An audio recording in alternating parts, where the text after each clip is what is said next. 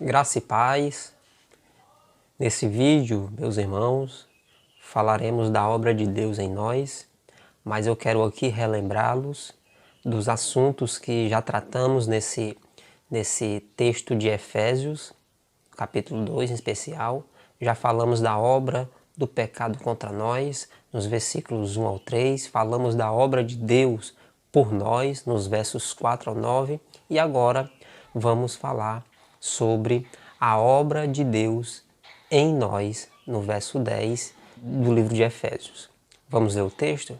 Pois fomos feitos por Ele, criados em Cristo Jesus para as boas obras, previamente preparadas por Deus para que andássemos nela. A nossa atenção volta-se para a obra de Deus em nós e nesse vídeo iremos nos concentrar apenas na parte A do versículo, onde diz que pois somos feitura dele, criados em Cristo Jesus. Interessante que a palavra grega traduzida por feitura é poema, de onde vem nosso termo poema. Significa aquilo que é feito, produto manufaturado. Em outras palavras, nossa conversão não é o fim, é apenas o começo. Somos a obra de arte de Deus, a obra-prima do Todo-Poderoso. A salvação é a nova criação de Deus. Fazemos parte da nova criação de Deus, meus irmãos. Observe em 2 Coríntios, capítulo 5, no verso 17. Portanto, se alguém está em Cristo, é nova criação. As coisas velhas já passaram, e eis que surgiram coisas novas. Seu propósito é nos fazer mais semelhantes a Cristo. Observe o que diz o texto de Romanos, capítulo 8, verso 29. Pois os que conheceu por antecipação também os predestinou para serem conforme à imagem de seu Filho, a fim de que ele seja o primogênito entre muitos irmãos. Meus irmãos, Deus está esculpindo em nós o caráter de Cristo. E esse caráter é esculpido pela instrumentalidade do Espírito Santo. Observe comigo o texto de 2 Coríntios, no capítulo 3, no verso 18. Mas todos nós, com o rosto descoberto, refletindo como um espelho a glória do Senhor, somos transformados de glória em glória na mesma imagem que vem do Espírito do Senhor. Essa, meus irmãos, é a maneira de Deus operar em nós, por meio do Espírito Santo. Em Filipenses capítulo 2, no verso, porque Deus é quem efetua em vós tanto o querer como o realizar, segundo a sua boa vontade. Cristo consumou sua obra de redenção na cruz, mas ressuscitou dentre os mortos e voltou para o céu, de onde realiza sua obra inacabada, de aperfeiçoar a sua igreja. Cristo capacita-nos para a nossa jornada e nosso trabalho aqui na terra. Para isso, ele emprega 3 instrumentos especiais para a realização dessa obra. Em primeiro lugar, a palavra de Deus. Primeira carta de Paulo aos Tessalonicenses, no capítulo 2, no verso 13, nos diz: por isso, nós também não deixamos de agradecer a Deus, pois quando ouviste de nós a sua palavra, não a recebeste como palavra de homens, mas como a palavra de Deus, como de fato é a qual também atua em vós os que crerdes. Ao ler a palavra de Deus, compreendê-la, meditar sobre ela e se alimentar dela, a palavra opera na vida, purificando-a e nutrindo. Em segundo lugar, o segundo instrumento, a oração.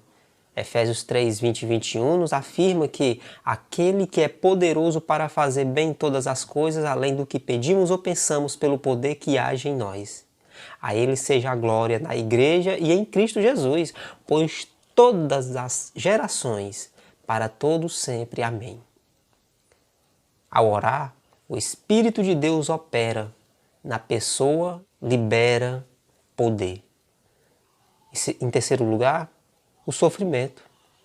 1 Pedro 4, do 11 ao 14, nos afirma: se alguém fala, fale como a quem comunica as palavras de Deus. Se alguém serve, sirva segundo a força que Deus concede, para que em tudo Deus seja glorificado por meio de Jesus Cristo, a quem pertence a glória e o domínio para todo sempre. Amém. Amados, não estranheis a provação que como fogo vos sobrevém, como se vos estivesse acontecendo alguma coisa estranha. Mas alegrai-vos por serdes participantes dos sofrimentos de Cristo, para que também vos alegreis e exulteis na revelação da sua glória. Se sois insultados por causa do nome de Cristo, sois abençoados, porque sobre vós repousa o Espírito da glória, o Espírito de Deus. E quando alguém sofre, meus irmãos, o Espírito de Deus ministra a vida. O sofrimento conduz de volta à palavra e à oração. E o ciclo se repete. Muitos cristãos acreditam que a conversão é a única experiência importante, que não há nada mais depois. Trata-se, porém, de uma ideia equivocada. Podemos usar a ressurreição de Lázaro como exemplo. Depois que Jesus ressuscitou Lázaro dentre os mortos, disse: desatai e deixai-o ir. Em João capítulo 11, verso 44. Em outras palavras, agora esse homem está vivo. Tirem-no das suas mortalhas. Paulo tem esse conceito em mente. Em Efésios capítulo 4, versos 22 e 24, nos diz que a vos despi do velho homem, do vosso procedimento anterior, que se corrompe pelos desejos maus e enganadores, e a vos renovar no espírito da vossa mente, e a vos revestir do novo homem, criado segundo Deus em verdadeira justiça e santidade. Colossenses, capítulo 3, no verso 1, apresenta a mesma mensagem. Portanto, se fortes ressuscitado juntamente com Cristo, buscai as coisas lá do alto. O mesmo poder de ressurreição que nos salvou e nos tirou do cemitério do pecado pode nos ajudar diariamente a viver para Cristo e a glorificá-lo.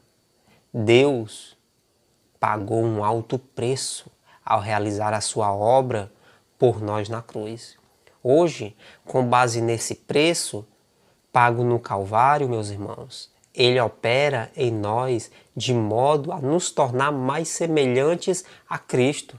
Deus não pode realizar sua obra em nós antes de consumar sua obra por nós, quando cremos em seu Filho. Além disso, não pode operar por meio de nós antes de operar em nós. Por isso, é importante separar um tempo cada dia para estudar a palavra e orar. Como também é importante sujeitar-se a Cristo em tempos de sofrimento. Afinal, é por intermédio da palavra, da oração e do sofrimento que Deus opera em nós. A Bíblia mostra vários exemplos desse princípio. Deus, meus irmãos, passou 40 anos operando na vida de Moisés, antes de poder agir por meio dele. No começo do seu ministério, Moisés era impetuoso e dependia das próprias forças. Matou um egípcio e teve de fugir do Egito, o que dificilmente pode ser considerado um bom começo para um ministério. Mas durante os 40 anos que passou trabalhando como um humilde pastor de ovelhas no deserto, Moisés experimentou a obra de Deus em sua vida, preparando para mais 40 anos de serviço dedicado. Há outros exemplos. José sofreu durante 13 anos antes de Deus colocá-lo no trono. No trono do Egito, é claro. Como o segundo em autoridade depois do faraó. Davi foi ungido rei ainda adolescente, mas só subiu ao trono depois de sofrer vários anos no exílio. O apóstolo Paulo passou 3 anos na Arábia, depois de sua conversão. Período durante o qual, sem dúvida alguma, experimentou a obra mais profunda de Deus, preparando para o ministério. Deus precisa, meus irmãos, operar em nós antes de operar por meio de nós. O poema de Deus, que é sua vida, ainda está sendo escrito. E isso nos leva, irmãos, à quarta obra dessa passagem. Mas é assunto para o próximo vídeo. Deus em Cristo os abençoe.